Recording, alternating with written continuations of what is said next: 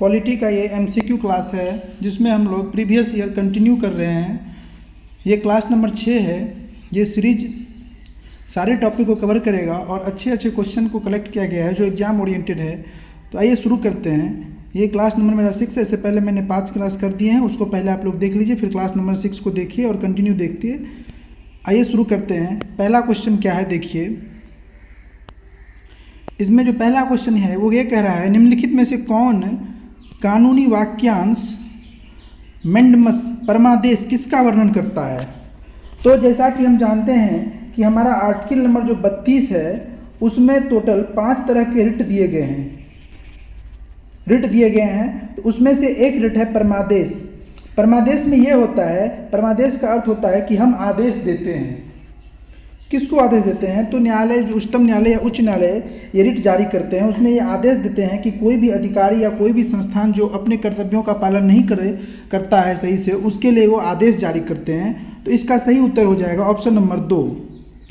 अगला क्वेश्चन है, बंदी प्रत्यक्षीकरण का अर्थ क्या है। तो बंदी प्रत्यक्षीकरण होता है, ये भी एक तरह का रिट है। इसमें इसका मतलब होता है कि हमारे पास शरीर है। इसका मतलब ये है, इसमें यह कहता है कि जो कोई भी अधिकारी या कोई भी पुलिस अधिकारी किसी को बंदी बना लेता है तो उसे न्यायालय के समय उपस्थित करना पड़ता है ताकि न्यायालय समुचित जानकारी एकत्रित कर सके कि उसे बंदी क्यों बनाया गया है। तो इसका जो सही उत्तर होगा वो 1 हो जाएगा। क्या हो जाएगा? 1 हो जाएगा।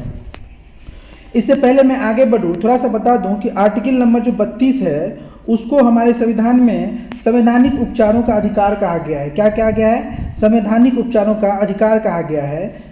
इसमें टोटल 5 तरह के रिट्स हैं। पहला है हमारा बंदी प्रत्यक्षीकरण, दूसरा होता है परमादेश। क्या होता है? परमादेश। फिर होता है अधिकार परीक्षा, फिर होता है निषेध। क्या होता है? निषेध। और एक होता है उत्प्रेषण। क्या होता है? उत्प्रेषण। तो ये 5 तरह के हमारे संविधान में क्या है? रिट हैं। रिट कौन जारी करती है? तो रिट जो है वो उच्चतम न्यायालय यानी कि सुप्रीम कोर्ट, उच्चतम न्यायालय आर्टिकल नंबर 32 के तहत और उच्च न्यायालय आर्टिकल नंबर 226 के तहत रिट जारी करती है। ठीक है। आर्टिकल नंबर 32 को भीमराव अंबेडकर ने क्या कहा था, ये कमेंट में आप लोग बताइएगा। अगला देखिए, निम्नलिखित कथनों पर विचार कीजिए। क्या है? पहला है कि सर्वोच्च न्यायालय को बंदी प्रत्यक्षीकरण, परमादेश, प्रतिषेध, उत्प्रेषण और अधिकार परीक्षा सहित याचिका जारी करने का अधिकार है। दूसरा है कि सर्वोच्च न्यायालय का रिट क्षेत्राधिकार उच्च न्यायालय की तुलना में व्यापक है। तो इसमें क्या हो जाएगा? इसमें पहला तो सही है कि 5 तरह के रिट सर्वोच्च न्यायालय, उच्चतम न्यायालय जारी करता है, लेकिन जो दूसरा है ना वो गलत है। क्यों? क्योंकि जो उच्च न्यायालय है, जो हमारा हाई कोर्ट है, वो अधिक रिट जारी करने की क्षमता रखता है। किससे? सुप्रीम कोर्ट से। क्यों? सुप्रीम कोर्ट सिर्फ और सिर्फ जब मौलिक अधिकार का हनन होता है उस केस में रिट जारी करता है, लेकिन उच्च न्यायालय मौलिक अधिकार को छोड़ के और भी केसेस में रिट जारी कर सकते हैं। तो इसीलिए इसका जो दूसरा है वो गलत है, क्योंकि सर्वोच्च न्यायालय का जो रिट क्षेत्राधिकार है वो उच्च न्यायालय की तुलना में क्या है? कम है। ठीक है। तो इसका उत्तर हो जाएगा केवल 1 सही है। कौन सा? इसका पहला हो जाएगा। ठीक है। दूसरा क्या है? गलत है। अगला देखिए क्या है, निम्नलिखित में से कौन व्यक्तिगत स्वतंत्रता से संबंधित है। बंदी प्रत्यक्षीकरण, यही हमारा क्या है कि व्यक्तिगत स्वतंत्रता से संबंधित है। ठीक है। कौन सी अदालत रिट जारी करती है? तो अभी बताया कि दोनों अदालत, चाहे वो सुप्रीम कोर्ट हो चाहे वो हाई कोर्ट हो। सुप्रीम कोर्ट आर्टिकल नंबर 32 के तहत और हाई कोर्ट आर्टिकल नंबर 226 के तहत रिट जारी करती है। ठीक है। अधिकार परीक्षा के रिट के मुद्दे पर निम्नलिखित में से कौन सी आवश्यक शर्त नहीं है। अधिकार परीक्षा होता क्या, पहले वो जान लीजिए। अधिकार परीक्षा न्यायालय तब जारी करती है जब कोई व्यक्ति किसी कार्यालय के अंदर, जो कि वो उसके लिए क्या है कि वो उसको चयन नहीं किया गया, फिर भी वहाँ वो काम कर रहा है, तो तब जाके वो न्यायालय क्या करती है? एक रिट जारी करती है अधिकार परीक्षा, जिसके तहत वह उससे पूछती है कि आप किस अधिकार से यहाँ काम कर रहे हो। ठीक है। तो यही कह रहा है कि इसमें से कौन कौन सी आवश्यक शर्त नहीं है।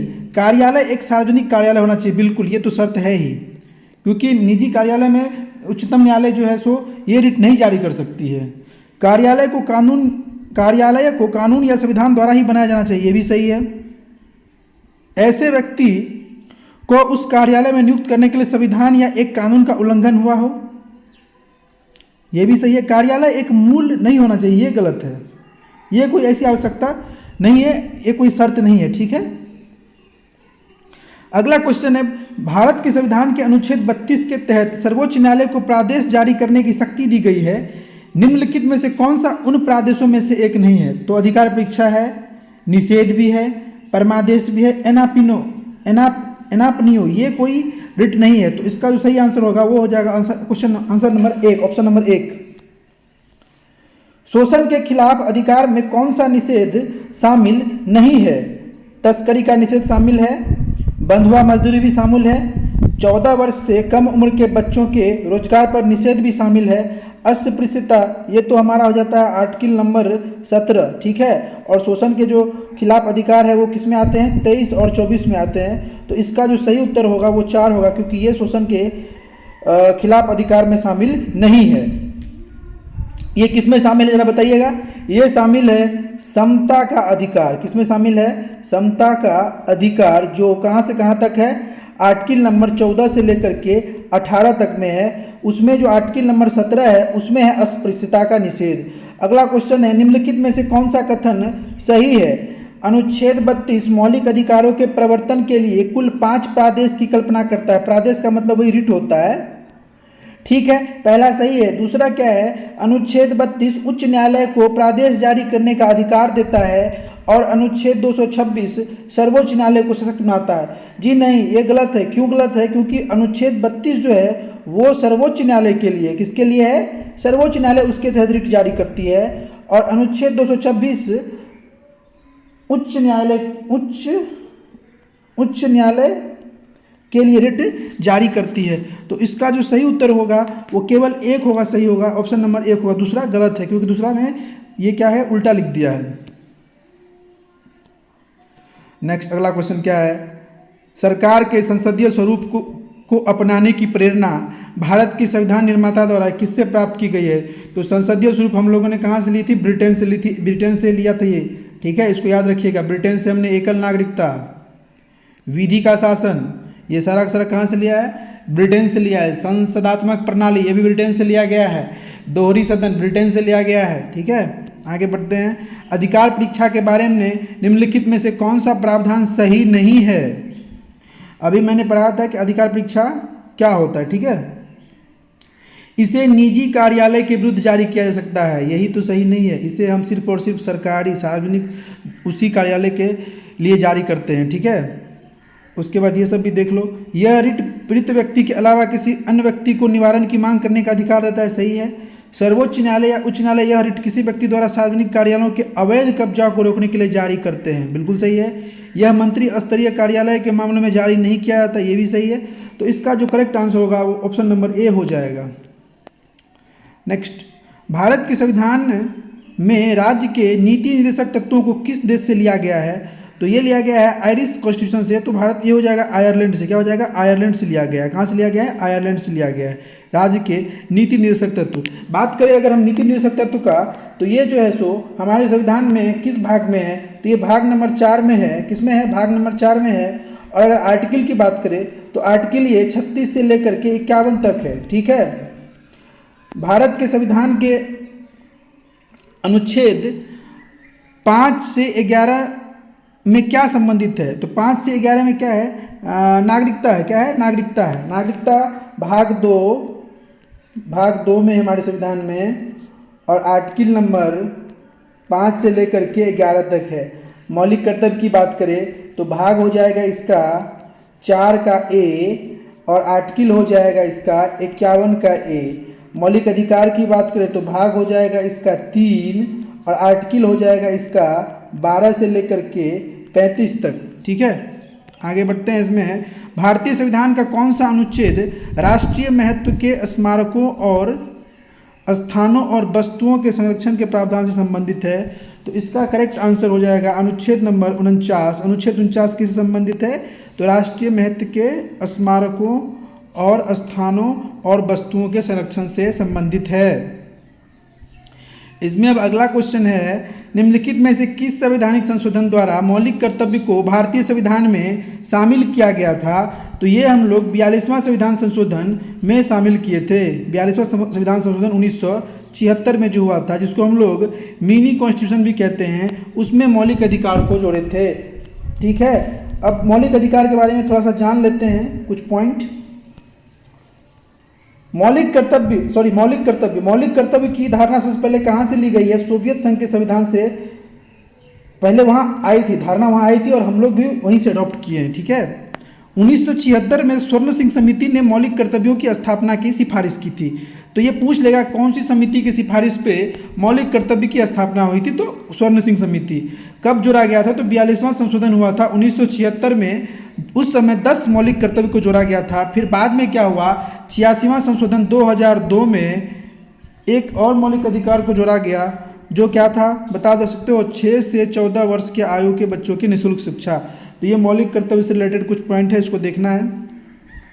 अगला क्वेश्चन है, डैश को संविधान सभा ने भारत के लिए एक प्रारूप संविधान तैयार करने हेतु डॉक्टर BR अम्बेडकर की अध्यक्षता में एक प्रारूप समिति का गठन किया। कब किया था?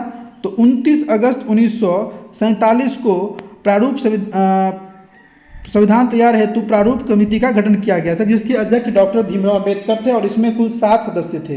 ठीक है, संघ राज्य सूची और संवर्ती सूची भारतीय संविधान के किस अनुसूची में शामिल है? तो ये 7वीं अनुसूची में शामिल है। किसमें शामिल है? 7वीं अनुसूची में। और अगर बात करें तो संवर्ती सूची की, तो ये किस देश से लिया गया है? तो ये लिया गया है ऑस्ट्रेलिया के संविधान से। कहाँ से लिया गया है? ऑस्ट्रेलिया के संविधान से। भारत के संविधान का अनुच्छेद 315 किससे संबंधित है? तो ये हो जाएगा हमारा यूपीएससी और एसपीएससी की स्थापना से, union public service commission, state public service commission की स्थापना से संबंधित है, अनुच्छेद नंबर 315। फिर कह रहा है कि भारत के संविधान का अनुच्छेद 352 किससे संबंधित है? तो आर्टिकल 352 जो है वो राष्ट्रीय आपातकाल से संबंधित है। किससे संबंधित है? राष्ट्रीय आपातकाल से। देश में जब युद्ध या बाहरी आक्रमण या सशस्त्र विद्रोह देश में या पूरे देश में या देश के किसी हिस्से में हो, तो राष्ट्रपति यह आर्टिकल जारी करती, आर्टिकल 352 के तहत राष्ट्रीय आपातकाल घोषणा कर देती है। ठीक है, अगला क्वेश्चन देखते हैं। भारत के केंद्रीय बजट को वार्षिक वित्तीय विवरण के रूप में निर्दिष्ट किया गया है, तो भारत के संविधान के किस अनुच्छेद के अंतर्गत आता है? तो ये अनुच्छेद हमारा 112 है, जिसको हम लोग बजट कहते हैं। इसको हम लोग बजट कहते हैं, हालांकि बजट वर्ड का जिक्र हमारे संविधान में नहीं है। इसका जो करेक्ट है वो क्या है? वार्षिक वित्तीय विवरण, जो अनुच्छेद 112 में है। नेक्स्ट क्वेश्चन है, निम्नलिखित में से कौन संविधान समिति के मसौदा समिति का सदस्य नहीं था? KM मुंशी थे, AB ठक्कर नहीं थे, गोपाल स्वामी अयंगर भी थे, सैयद मोहम्मद सादुल्ला भी थे। तो इसका सही आंसर ऑप्शन नंबर 2 होगा। AB ठक्कर जी मसौदा समिति के सदस्य नहीं थे। मसौदा समिति के जो अध्यक्ष थे वो कौन थे? डॉक्टर भीमराव अम्बेडकर। कौन थे? डॉक्टर BR अम्बेडकर साहब थे। BR अम्बेडकर साहब थे। ठीक है, भारतीय संविधान में पहला संशोधन किया गया था। कब किया गया था? तो पहला किया गया था वर्ष 1951 में, जिसमें हम लोग 9वीं अनुसूची को जोड़े थे। 9वीं अनुसूची किससे रिलेटेड थी? तो भूमि सुधार मामलों से रिलेटेड था। याद रहेगा। भारतीय संविधान में स्वतंत्रता, समानता और बंधुत्व की अवधारणाओं को किस देश से लिया गया है? तो इसको हम लोग फ्रांस की संविधान से लिए हैं। कहाँ से लिए हैं? फ्रांसीसी संविधान से लिए हैं, जो फ्रांसीसी क्रांति से प्रेरित है। तो ये तीनों जो शब्द है, स्वतंत्रता, समानता और बंधुत्व, ये फ्रांस की संविधान से लिया गया है। इस वीडियो में इतना ही, फिर मिलते हैं अगले क्लास में। तब तक के लिए जय हिंद।